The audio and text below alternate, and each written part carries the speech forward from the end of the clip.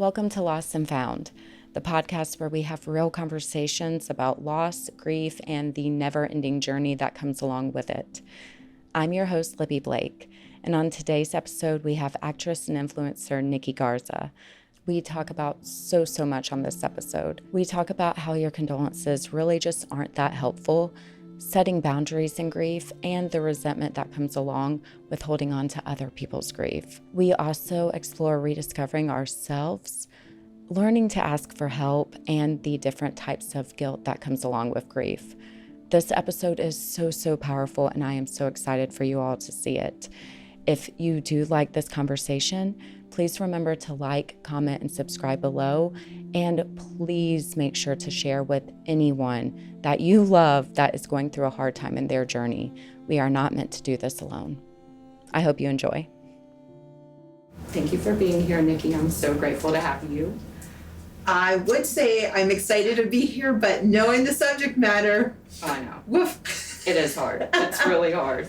But a lot of people don't talk about it. So whenever we have these opportunities, I do think it's really good.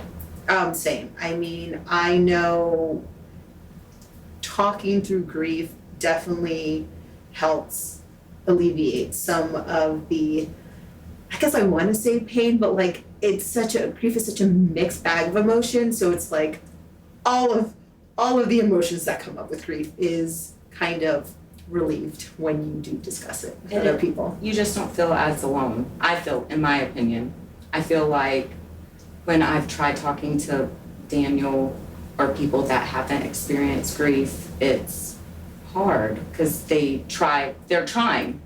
Right. They don't know how. Right. They know, I think, what's socially acceptable to say, the condolences and all of that. Those feel like empty platitudes. Yeah. Like it's almost like a slap in the face. Yeah. Because it's what culture says we're supposed to say, but it really does nothing and it doesn't really mean anything. It doesn't. It really, when people said that to me, I'd be like, what are even condolences? I don't even know what that word started to mean nothing to me. Like I was like, I don't even know what that word means. Yeah, so whenever people around me have experienced loss, I either wait, or if I think that they're ready to hear something, I'm like, nothing I can say is going to make this better, but I'm here in any way you need. And they might not like that, but in my experience, I'm just like, fuck your condolences. It does not help me, but I do appreciate you, but you just don't understand. Right, same. For me, I always just reach out like, I get it. I'm here for you in whatever capacity you need. If you need to vent, if you need to cry, if you need someone to distract you, all the feelings you're feeling are valid and you're going to feel all of them. All of them. All of them. But yeah, even when you lost your grandfather this year, yes, right? On your Instagram, you were very much like, don't reach out. I'm fine. I don't want to talk right now. And I was like, noted. I respect that. My grandfather passed earlier this year, but my grandmother passed in 2018. And that one kind of took me by surprise. And after she passed, I kind of set these boundaries for myself that what felt good. I made a post then and I was just like, don't give me condolences. Don't try to touch me right now. Because any kind of touch would set me off. I would cry, I'd get angry. So coming off of my grandmother's passing a few years prior, it really set me up for when my grandpa's happening. I kind of knew what I needed to get through this. And I was just I'm making these boundaries very firm and letting everyone know. So please don't trample on my boundaries. Right. Yeah. No, I love that. I think that's really good. I feel I did not mention this. I lost my grandmother in 2018 too. Oh. I always forget the exact year. I just know I was 28 when it happened. And I knew she was going to pass. She had cancer. She died about a week after my birthday. And I knew she died before they called me. They called me and I told my mom. and I knew she died. I was working a promo, and I told them, I have to go, my grandmother just died, and I got the phone call whenever I went in the car. Wow.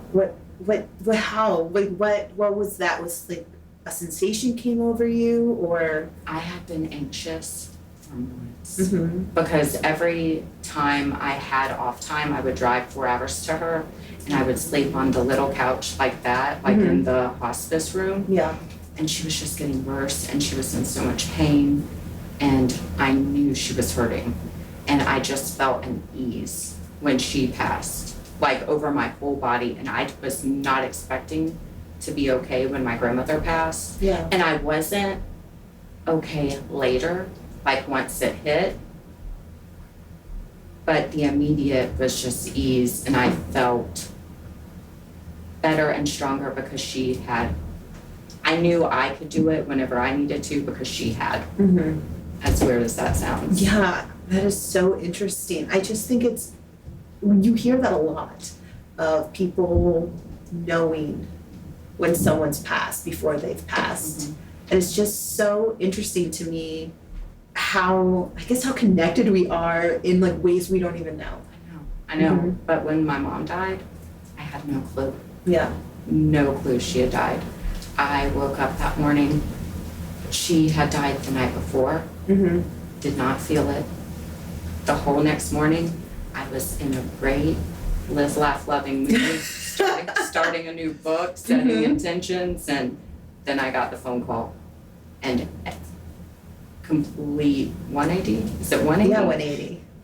I always get confused if it's 180 or 360. Right. But yeah, I did not feel her when she died at all. So it's just so different.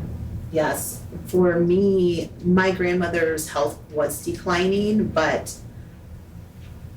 it still kind of hadn't hit to me yet that death was like a possibility. Mm-hmm. Because her death was like my first death like close to me. And I remember I woke up and I had all these missed calls from my mother. And I called her back and I answered it, and my mom was like already hysterically crying, and she was just like, my grandmother's passed. And I'm pretty sure now, like looking back at it, I went into shock. Mm-hmm. Because I remember I went into like, okay, what do I gotta do mode? Because for me, my mother lives in Spain. Oh, And so I was the one to fly up to be with my grandfather and to be with the rest of the family when she passed.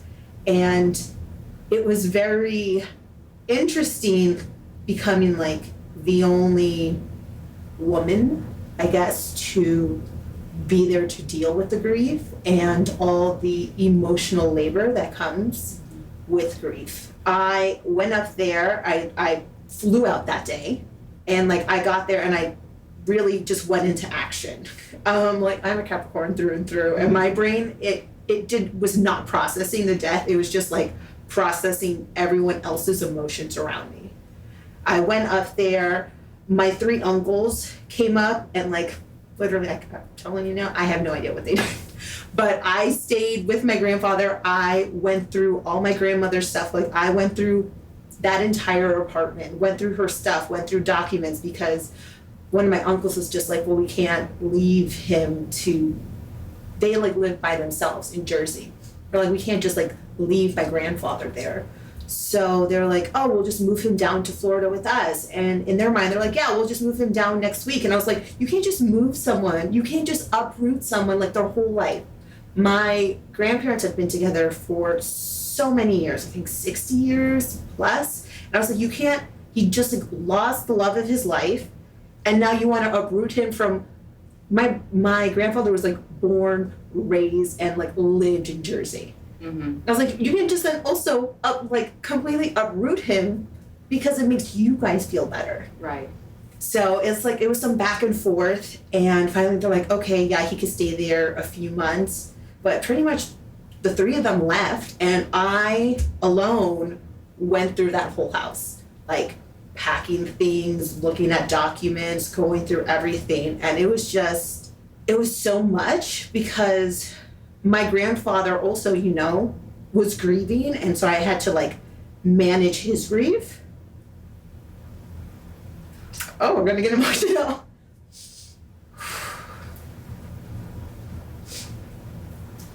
And my mother at the time was getting her residency in Spain, so she couldn't leave Spain. So it was a lot of taking on my mom's also like guilt and not being able to be there. And honestly, it made me very bitter towards her and like resentful for a good year. That I was like, I'm the grandchild here. Like, this is not my role. Yeah. Right? Like, this is not my role to deal with all this. I was like, I have 3 uncles, I have a mother, but I'm the one here having to deal with all this. And it just made me very resentful and very bitter for a while, specifically towards my mother. Because she's like, well, this is hard for me too. And I was like, you didn't get to, first of all, like, she hadn't been to see my grandmother as my grandmother's health declined. So I was like, you didn't get to see your memories, your last memories of her are really when she was still very healthy and spry and stuff. I was like, I was the one who consistently saw her health decline. I was then saw her, you know, when she passed. And then I was the one who dealt with like all my grandfather's grief, my uncle's griefs. I was just like, this, I'm the grandchild. Mm-hmm. I'm the grandchild here. And it was just, it was a lot. And you're grieving. And I was grieving. And that's, I think what happened is I almost took, I don't even think I processed that grief till almost a year after she passed. Because even then, like a few months later, then I went back up to Jersey to help pack up the apartment to move my grandfather. And then we moved him down to Florida. And then I went there to be there when that house was set up. So it was just so much of managing other people's grief that I never really got to process my own. And it almost took, I think, a year later when I finally started to process my grandmother's grief. That's hard. Oh, it made me very angry at men for a while. Like, this is your father. Mm-hmm. Where are you? Where are you? I remember at one point it was like my grandmother was cremated, and it was like the day after she was cremated, and we were all in the apartment, and my grandfather was in his bedroom, and you could hear him like crying. And I just remember like my uncles talking about like heirlooms. It's like who would get like vases of hers and stuff. And I was like, who cares? Who cares? Who cares? Like, why aren't any of you consoling your father right now? It was just mind-boggling to me. It was just like the disconnect. So yeah, for a while I was just like, men, like where is the emotions? Where is the care? Where is the empathy? And like I understand, like they were probably grieving in their own ways, but me seeing that really just, I was put off for such a long while towards my family. Yeah. After experiencing that. Do you still have resentment towards your mom? No, we almost a year to the day that my grandmother passed, me and my mom went on a trip together. We went to India together. Okay. Like, you know, like a mother-daughter trip. And I kind of on Christmas, I think it was Christmas Eve, Christmas Day, like had exploded at her. I don't remember what she was saying, but something she did like triggered me, and I remember just blowing up at her. And we were just like at a Christmas festival, a Christmas dance, something was happening, and I blew up with her, and she was like, you don't know how it was for me. And I was just like, I get that, but I'm the child here. I was the grandchild here. That's not something that I should have done by myself. And you know, we had a little talking out, and we're better now, but it definitely took me a while to move on from that. Mm-hmm. It was very traumatic, and I think that's why when my grandfather's health started to fail, I started putting up so many I don't want to say so many walls, but so many boundaries, and I made them known because of what had happened with my grandmother. I was like, I'm not doing that again. Mm-hmm. That was too much. It wrecked me, like mentally, my mental health for like a good year plus, like was terrible. And I was just like, I do not want to feel that way again. Also, I think the first time that someone passes, like you also don't know like how to ask for help because you're just so lost. So I also was just like, I wanted like friends to reach out, but I also didn't want them to reach out. I was like, I don't know. And it, and it makes you kind of when you're grieving, it makes you kind of a shitty friend because you're like, I can't be there for you, but I need you to be there for me, but only when I need you to be there for me. And I experienced that I would get mad at my friends because I wanted them to show up for me, but I didn't feel like I should have to tell them how. Mm-hmm. Because I lost my mother. Mm-hmm. Like, it feels like I'm trying to like understand my grief and deal with it, and there were weeks I would not get out of bed. So on top of that, tell my friends how to show up for me just seemed like a lot. So I had some resentment there, and I didn't talk to some of my friends for a very long time, and some of them reached out when I was starting to feel not like myself but like a human, and they apologized and said, like they were going through their own shit too, which I totally get.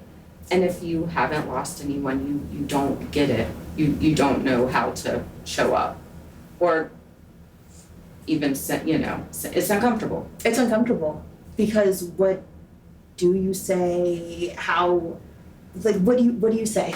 Nothing will make it better, Mm-hmm. but I do feel like having people you love know that they're there for you does help. Mm-hmm. And sometimes in those situations, it does not feel like they're there. For me, I shut down. Oh, same.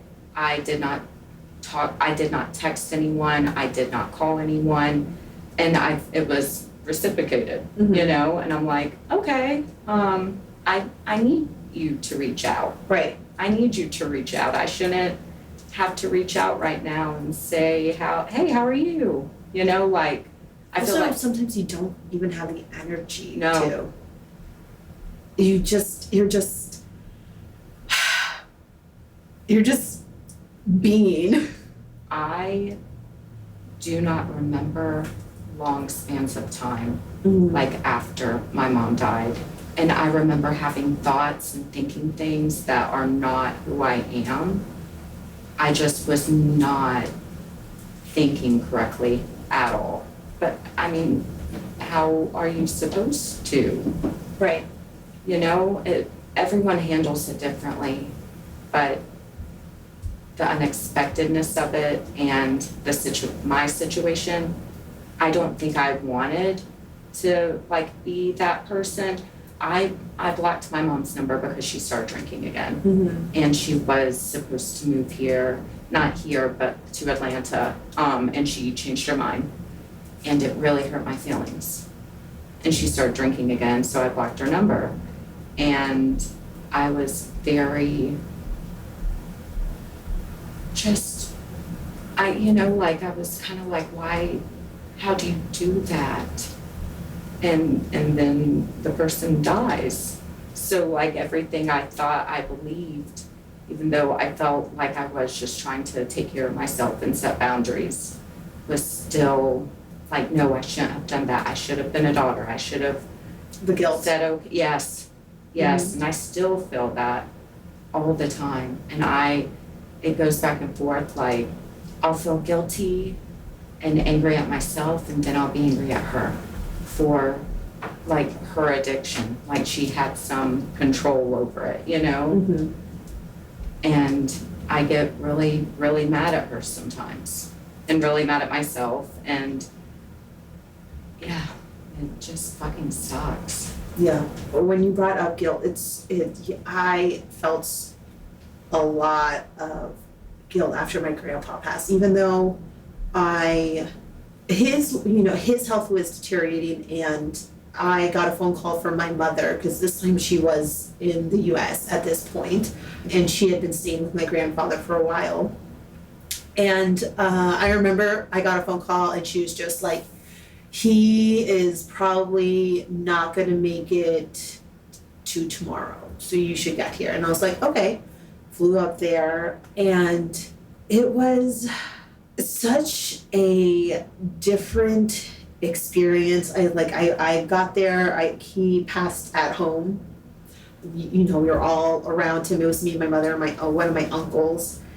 And that experience, the guilt was so much, I should have came and visited him more, or especially like after my grandmother had passed and he was in Florida, and he did not like living in Florida. That was like a New York, New Jersey man. He did not like living in Florida at all. He was like, it's too bright down here. He did not like the pastel colors. Not a fan of the beach.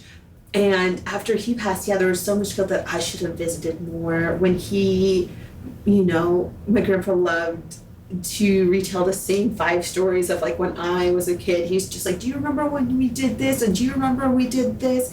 And I knew these stories by heart, because it was like every other phone call was the same, 5 stories on repeat. And I was just like, I should have entertained those stories more. I should have, there's a lot of like, I should, I, would I, could I. Mm-hmm. Mm-hmm. I remember thinking, there's so many things I don't know, like so many stories about my mom. I wish I would have recorded them, Mm-hmm. I just wish I would have like been more present and actually taken the time to know everything I could.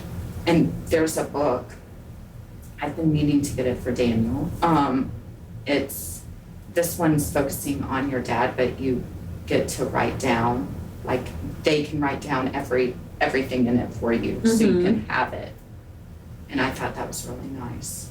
And I wish I would have done something like that, No, see, my grandmother, a few years before her health started declining, I had sat with her, and I think for like 3 hours, she just told me stories. And now I was just like, why didn't I record anything? Why didn't I do all of this? And it was just like stories where when I told my mother, my mom's like, oh, I've never even heard that. And it was just like all these stories. I was just like you feel like you need to become the record keeper post like death, because so many stories like also pass with that person. And so I was so sad that I didn't do that. And even with when my grandpa started passing, like I saved so many voicemails. I don't have any recordings of my grandmother's voice, like none, which is so wild to me. I like went back on my phone. I was like, there must be a voicemail or something that I hadn't deleted. Yeah, I don't have one recording of her voice. And when I start to really try to think about it, I was like, I feel like I know it, but is this really her voice, or this is just like what I remember of her voice, or is this a voice I am now giving her because I don't remember it?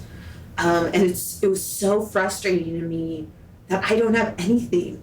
And so when my grandfather's health started deteriorating, I already was like saving things. I was like saving videos, saving voicemails. I love you. Oh, I love you.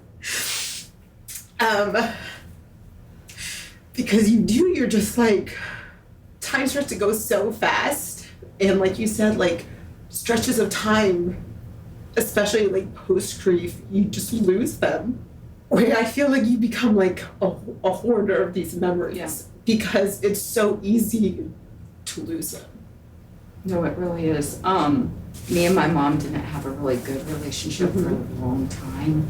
I believed a lot of things that my dad said. And when I was a younger adult, I didn't understand addiction. I thought if she didn't want to drink, she wouldn't drink, And that's not true. And I went and talked to her for long spans of time, and I went through my voicemails, and there's no good ones.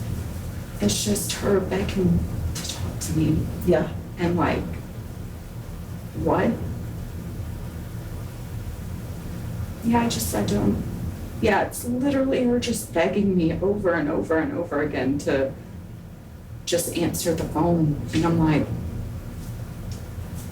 I'm a shitty person. Like, that's how it feels. And even though, like, I mean, I did believe the things my dad said, but at some point, like, you have to take not ownership, but make your own opinions, which I did. I just wish I would have done it earlier. Right. So that sucks. Do you have the voicemails from your grandfather? Of course I do. Do you listen to them? Oh, yeah. Yeah, sometimes, like a few months after he passed, I would listen to them, and I was like, because my grandpa was like a grumpy man. He was like, you know that movie, like Old Grumpy Man, Walter Matthau Jekyll. He was a grumpy man, but like not a grumpy man to me, like adored me. So it's just listening to them is just like kind of remembering how like special our relationship was. I don't know if you know this, but like I had never met my father. I do not know him. So my grandfather was like that male figure for me, my life. So it was just like losing him also was just like I guess losing a father as well. And this is new. This is very new. Yeah. Like it's a journey. Mm-hmm. I was telling someone that I was starting this, and they were like, and you're doing it so early in your journey. Right. And for him to be like your father, that's a lot. But I'm really glad you have the voicemails. Oh yeah, I made sure I started getting everything. That he passed away a week also after my birthday, and I had spent Christmas with him, and his birthday is the 23rd of December. So it was like his birthday. He had turned 98.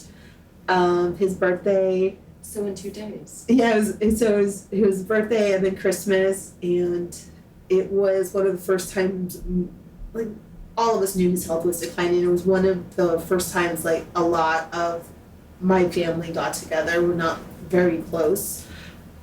And so I remember just, like, recording us, like, singing happy birthday to him. And then when he called me on my birthday, making sure I got video of that. Like, I just started, like, hoarding memories, you know? So it's so interesting because I feel like after someone passes, you want to get to the other side of grief so quickly. You're like, I don't want to feel these shitty feelings. I want to be on the other side of it, and I don't really think there's ever another side of grief. I think we just learn to live with it. And so it was just like, when he passed, I was like, oh, I know how to do this. I've done this before. I've done it so recently. I can manage this. But, you know, the relationships we have with different people really make the grief that much bigger, smaller, and different, period. Not that I was saying, like, I wasn't close to my grandmother at all, but it was just, he was, like, the only male figure I had. So that grief was very profound and, like, deep and, like, changing to me. And yeah, and, like, so quickly I just wanted to be like, I want to be on the other side of it. Like, I don't want to have, like, a random smell and then it triggers something in my brain, or out of nowhere you are just driving and a thought pops into your head and you're like, oh, and now I'm hysterically crying in traffic. Great. I feel the same. I don't think it ever goes away. Mm-hmm. I think you just learn how to deal with it. I there's not a day, I think about my mom multiple times a day. And within like the first 5 minutes I wake up, and I don't foresee that stop, like I don't think that's going to stop. And so I'm just trying to figure out who I am post her death. Because I feel like you lose a part of yourself when they pass. And so it's kind of like rediscovering who you are and how you move with these new circumstances. Because I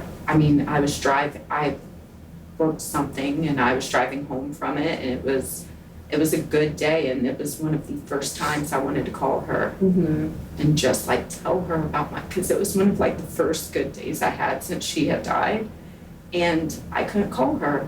You wanted to share your joy with her? And then I felt bad for being happy. So yeah, it's hard figuring out how to be happy after, and how to not feel bad about it. In my experience with it, I have felt extreme guilt for being happy. So that's a hard one. Yeah. That I feel like I'll be working on my whole life. I've just been trying to be really present, and in those moments I forget about happiness or guilt or the grief. I just am trying to be as present as possible right now, because it always comes back. Yeah. It always comes back. It's the last thing I think about, like every day. So, and there was a good amount of time that because when the strike happened 3 days after my mom died. Oh. Yeah. Wow. So I originally was like, there's not a perfect time to lose your mother, but there was a perfect time for a strike. And I was very grateful that it was happening then. And then there was a point where I was like, I can't just keep sitting here. Like, I need a distraction. But I also felt very survival mode. Yeah. So I didn't have my acting, was just like finding ways to survive. And then there was a point where I needed acting, and then it came back, and I was like, okay, we're still trying to survive. We're still trying to survive. So yeah, like, it's for me just about getting out of the survival mode and refiguring out how to be happy without feeling bad. Because the last time I saw my mom was the last time I saw my 16-year-old dog. She had passed. And then my mom was here for Christmas when my dog had died. And I remember I grieved that dog so bad. I loved her so much. And it's also completely different because I don't have children. I had her my whole adult life. My whole adult life, I had that dog. And I remember my mom on the phone saying, when I die, I want you to be happy. I remember her saying that, and I try to think about that. But it helps when grief decides for it to. Yeah. And then it doesn't, She's been in my dreams. You said that your granddad was in your dream. Yeah. Recently. This week, about like 4 days ago. I'm one of those, like, if I don't think about my dream right when I wake up, like if I have to replay it, if I don't, it's gone. But I didn't replay it, but I just remember he was in my dream. And I think we were in Alaska. I'm pretty sure we were in Alaska. I don't know what he would be doing in Alaska, but yeah, he comes in there once in a while. I remember a few months after he passed, he was in my dreams, but he was aware that like he had passed in my dream. That's how mine were. All of them. She was aware. And she died unexpectedly, and I felt like she was, I felt like there might have been a little, like a surprise for her about that, because I don't think she was ready to die. And the first dream, it was a like pitch black hallway, and she was in a medical bed, and she couldn't get out of the bed, and she was just crying that she didn't know what was wrong with her. Wow. And that like broke me, because I truly believed like that was my mom, and I still do. I still believe that was my mom. And then did she pass in a medical bed? Like, did she pass in a hospital? she died in a chair. At home? Did she succumb to like things with her alcoholism, or? So I thought she had killed herself. And I begged for an autopsy, and come to find out she died from hypertension, which was caused by her lifestyle. Okay. I don't know how exactly you die of hypertension, but she was in a chair sitting straight up, is what I was told. Who found her? Someone was picking her up for work the next day, and they found her. She died outside. Outside?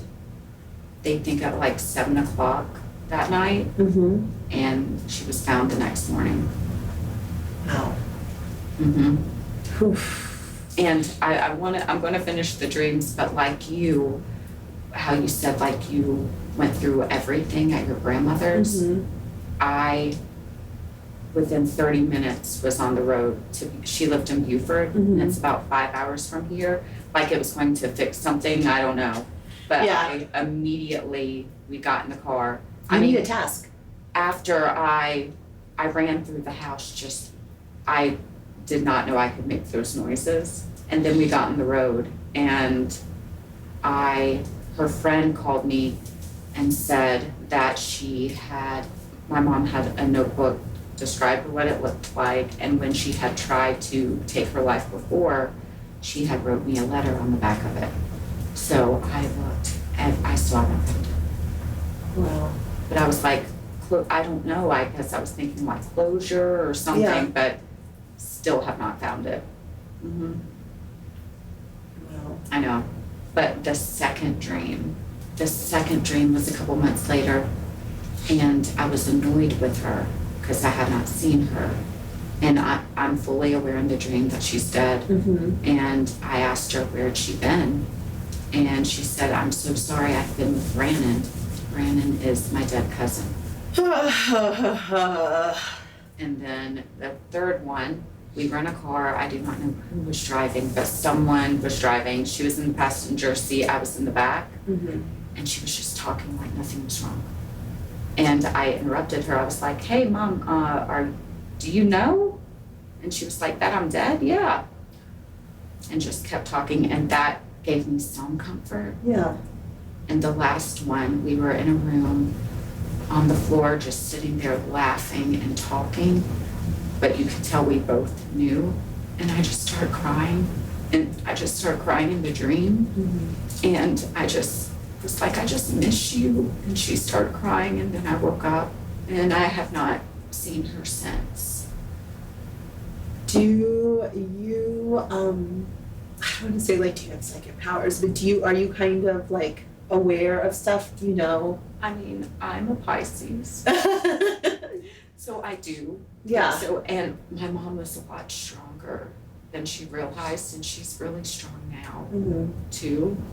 So these bracelets, I have one that I don't wear because we made them together, and it says, "I love you." And she gave me the one she made. I gave her the one I made. And on the anniversary of her death, I went to estate sales because that's what me and her used to do when I was little. There was a bead set at the estate sale, and the cover, like the manufacturing cover, had 2 bracelets that said "I love you," and in the middle was the bracelet that said "No more saying." The universe. And I try to remember those things, Yeah. but it's fucking hard. you know, like when you, because the thick of it comes randomly, but that's too specific for it to have not been my mom. For sure. So yeah, I do think I have psychic abilities, or like I'm very intuitive. I'm very intuitive, and I think she's pretty powerful. And maybe she knows it now. I think it's a little bit of both. I think after grief, we look for signs, but also I think signs are also shown to us.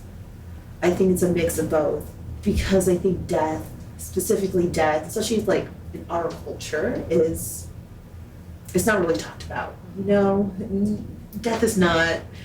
It's a scary thing. It's an unknown thing.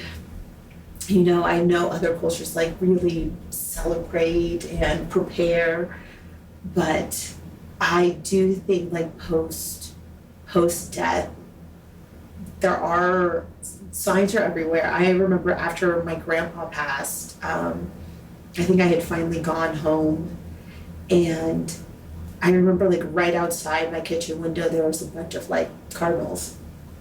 You know, cardinals are supposed to represent, you know, someone's perfect. You know, someone who's passed, who's like a sign from a person who passed, and it was just like 7 cardinals in a bush in front of my window, and I was just like, oh, okay.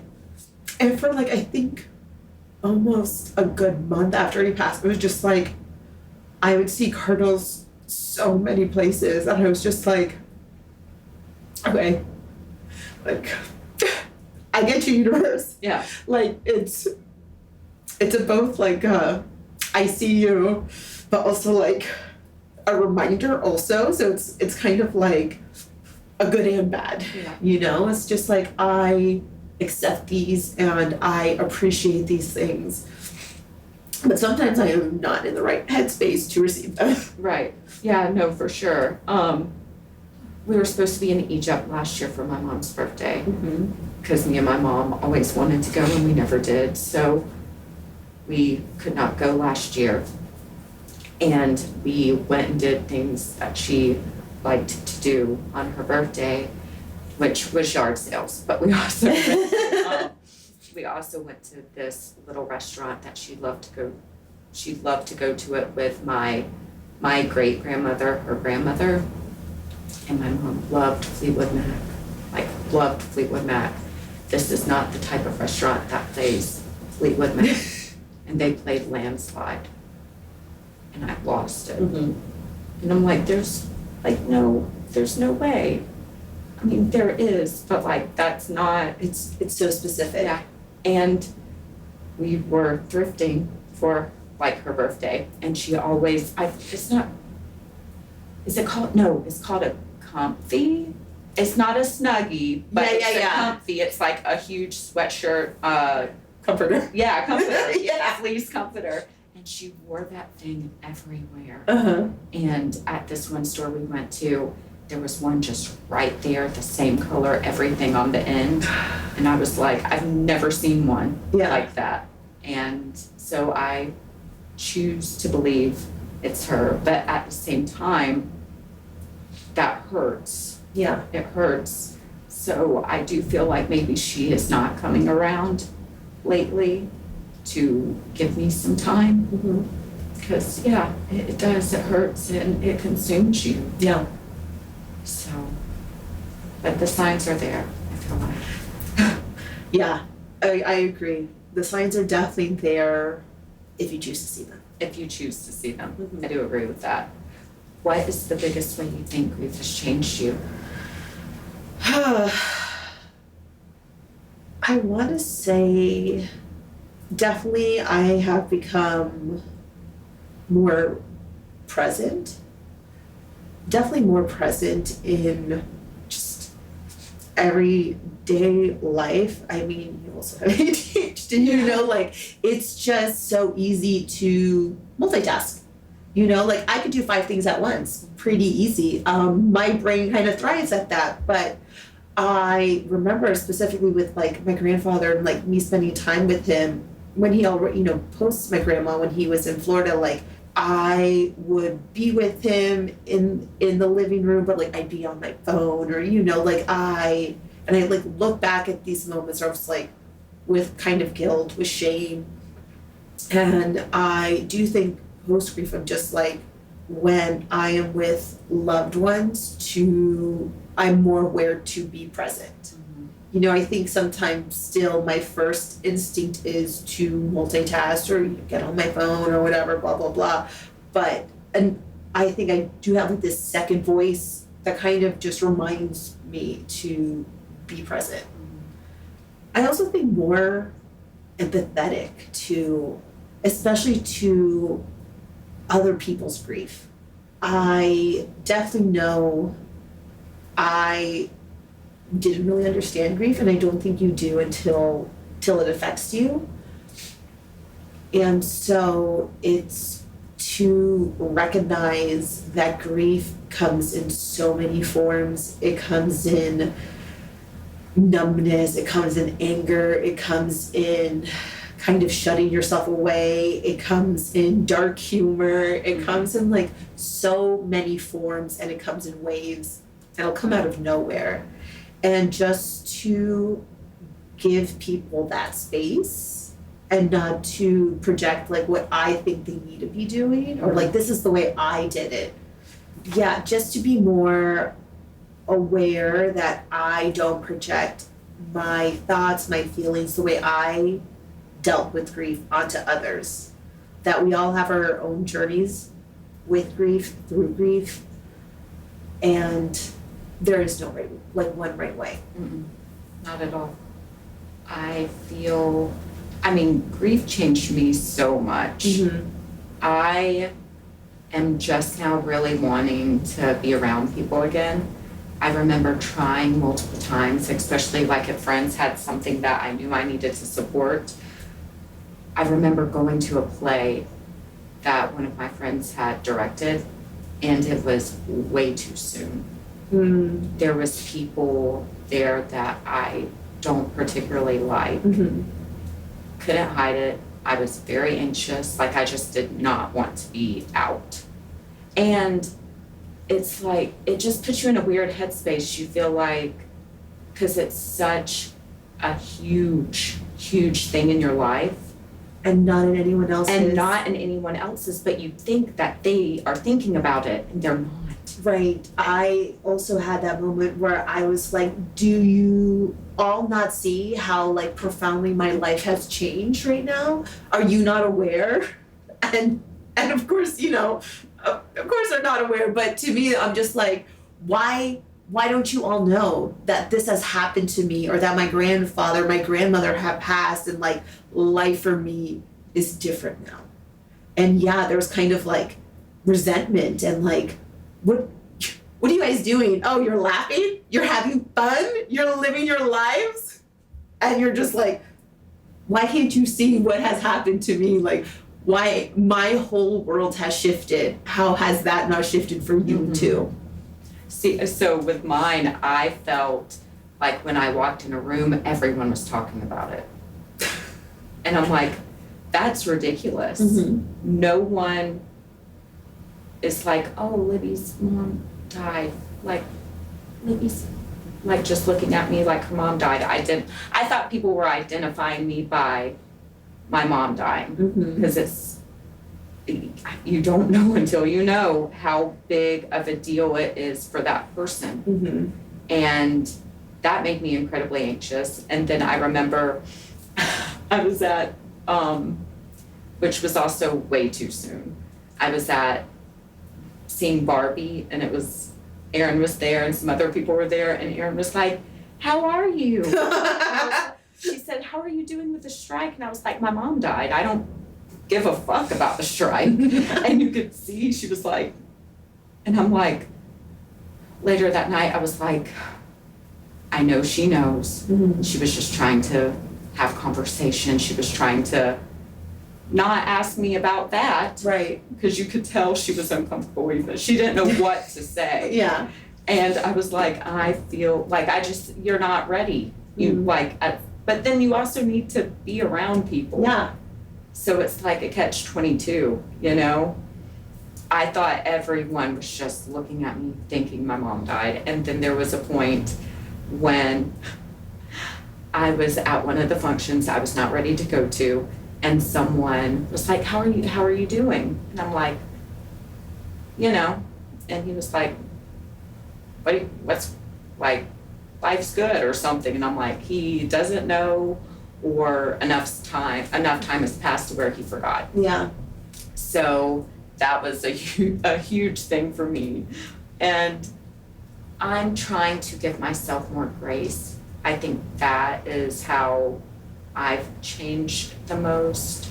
And I'm really quick to, when my feelings get hurt, I will shut a person. Like, they will not be in my life anymore without explanation. Yeah. My mother, I did tell her, and I wasn't cutting her out. It was hard seeing her drink and having her call me drunk. And like, it just like, and we had cycles to where she would like not be nice to me when she was drinking. So I feel like I was just trying to protect myself, but I will very quickly cut people out if they hurt my feelings. And I'm like, that's not what you do to people you love. Yeah. Or I'll deflect and be kind of mean. Like, I'll be mean to Daniel if he hurts my feelings, instead of being like, no, you fucking hurt my feelings, that hurt. Oh yeah, I'm the same. I either shut you out, or I get mean. So, and I know it's toxic. As you know, when it's coming out of your mouth, you're like, oh, this is toxic behavior right now. But you're just so entrenched in it that you're just like, meh. Yeah, like it hurts to hurt. Yeah, hurt people. And yes, and I feel like it's easier to numb it out. I mean, like, my soul doesn't believe that, but like, my survival mode is like, it's easier to numb that out and hurt or completely ignore. So I'm trying, and I feel like I've been better. I'm trying to be more aware of that. And if you love someone, they deserve to know they hurt you. Because more than likely, they did not mean to. Right. And we're all just doing the best we can. Oh yeah. And yeah, like people, I did it to a friend way before my mom died. And then we finally spoke, and I was like, it was over something stupid. I was like, but it hurt my feelings, and it happened repeatedly, so I just stopped talking to you. And she's like, I journaled about it for months. And I was like, I should have said something. Yeah. Instead of just did that. So I'm working on that. That's how it's changed me. I'm trying to be more aware of just being more understanding and loving with the people I love. Yeah. And I'm trying not to waste my time.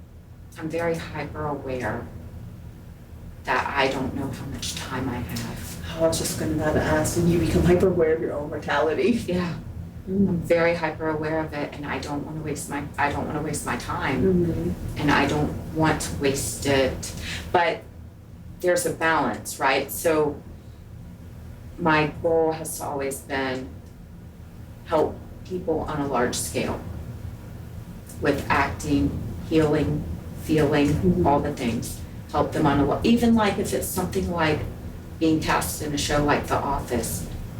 What a blessing, like you're helping people laugh and get away from their life that most people are not happy with at one point in their life or another, you know?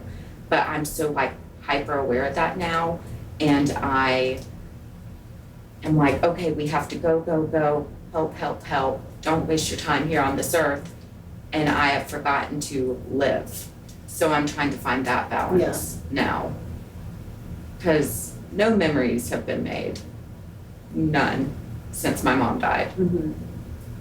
I've traveled twice, and once was we knew one of our dogs was getting older and he loved the ocean, so we went there for him. And once was after that dog passed to help Daniel. Yeah. So I'm just trying to find the balance again, but I'm very hyper aware that I could die tomorrow and I don't want to waste my time. Mm-hmm. So that's a change I'm not very excited about, but I feel like you need to know. I feel like it's something you need to know.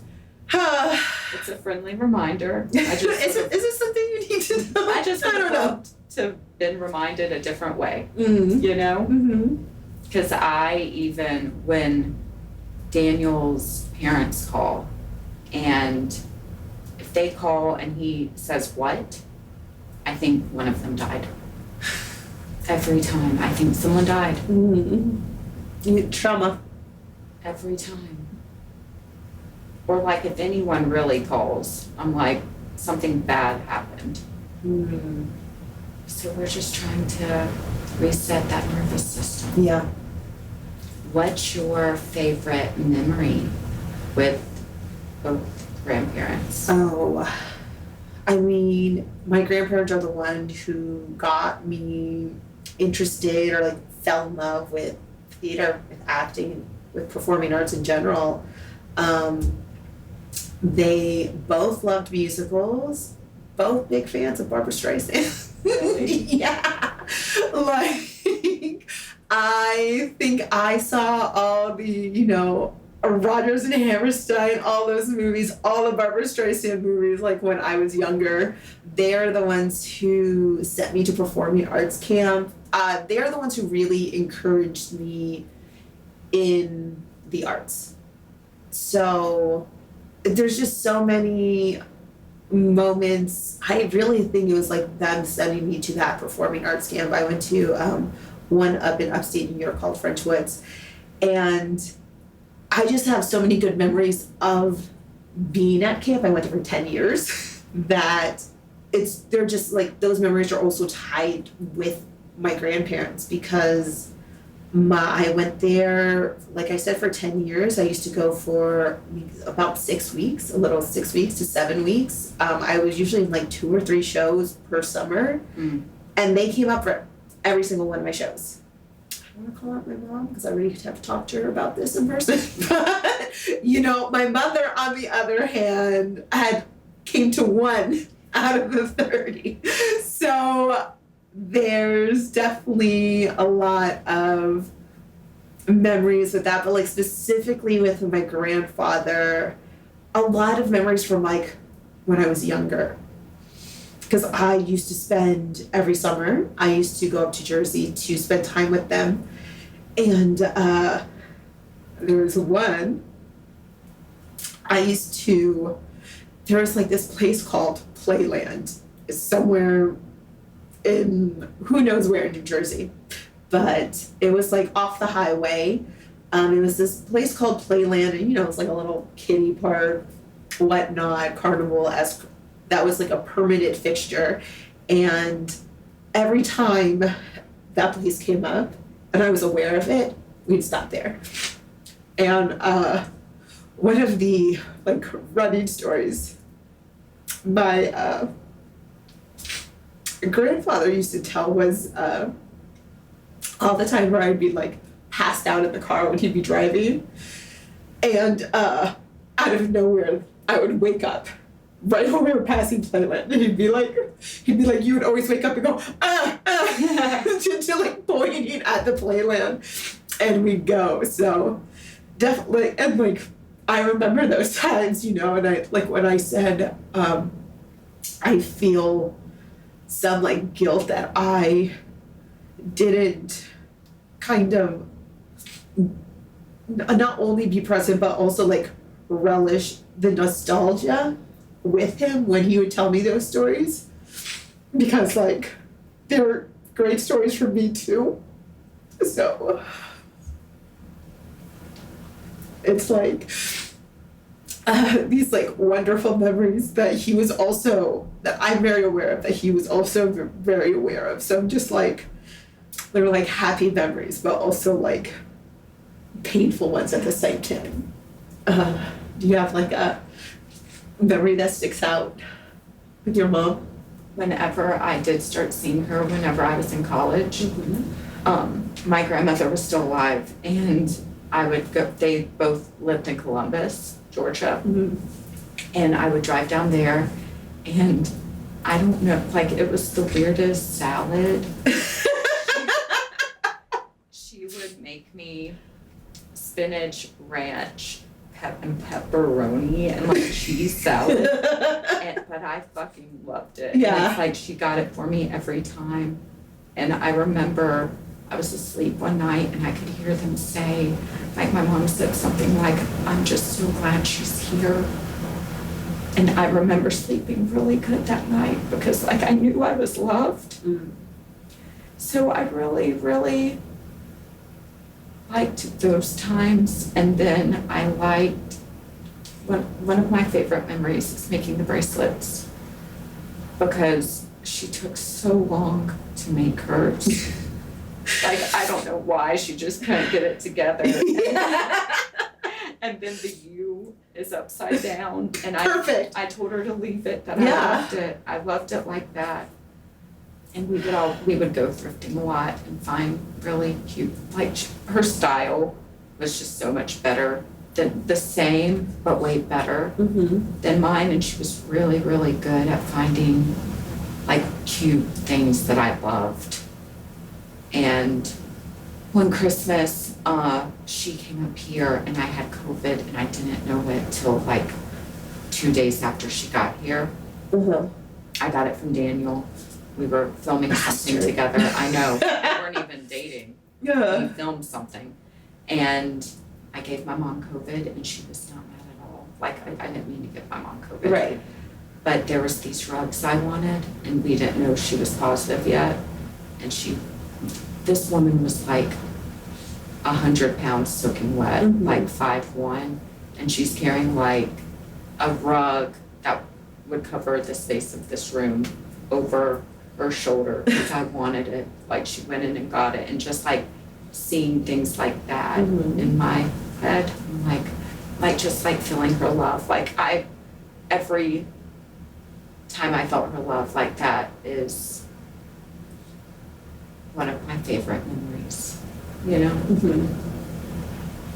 So yeah. Big breaths. It just gets taken from you. But yeah. Are there any coping mechanisms or rituals that you have found helped or help you in your process with grief? Honestly, I think I'm still figuring it out. I think I still haven't fully processed my grandmother's grief, even though, it's 2018. I think it was like so traumatic, and post-it was so traumatic, like dealing with everyone else's grief and moving my grandfather and stuff, and then then COVID and pandemic, it just felt like something that, life keeps going. Life keeps going, So it never feels like, let me stop and like figure this out. It's just you have to figure out how to like keep living with all of this in you. And so I don't really think I have found any rituals or anything. For me, it's just to let me feel the feels. Like, I think for so long I stifled all the feelings, whatever they were. And so I think I have finally given myself permission to feel the feelings, to cry, to be angry, to have, laugh at memories also, while still, while they're still being painful. But specific rituals, no. I do have my grandparents, like, wedding rings. I got their wedding bands. I have a bunch of my grandmother's jewelry that I my grandmother, she was a fashion girly, like very fashionable. And so I have some of her jewelry like that I wear out, at fancy times, like at weddings and stuff. I'll bring out my grandmother's jewelry. I also think, having those voice notes, like I don't try to hear them and look at them too much. I think it's still too new, but knowing they're there, that like I saved those, also it's just like it's like soothes something in me. Like it kind of is like a security blanket that I know that they're there. I have pictures in my camera roll on my phone of my grandfather, and I never have iPhone storage. It's constantly like, but like, so when I'm scrolling to like see what deletes, like I'm like, oh, this is stuff that will never be deleted, even though I have saved it to like 5 different clouds. Mm-hmm. I was just like, it's just nice sometimes to like, while I'm scrolling through, to like see those little moments and be like, oh, that's nice. Like, like they're not as painful in those times. So specific rituals, no, but definitely like little coping mechanisms, and definitely allowing myself to feel all the feelings and whatever those feelings are. I feel like I don't have any rituals either. It's more of a day by day. Mm-hmm. I know that something that does help me is in 2022 for Christmas, my mom was down here and 2021, we made vision boards. Mm-hmm. And I have her vision board. So I have it hanging up, and it's a gentle reminder.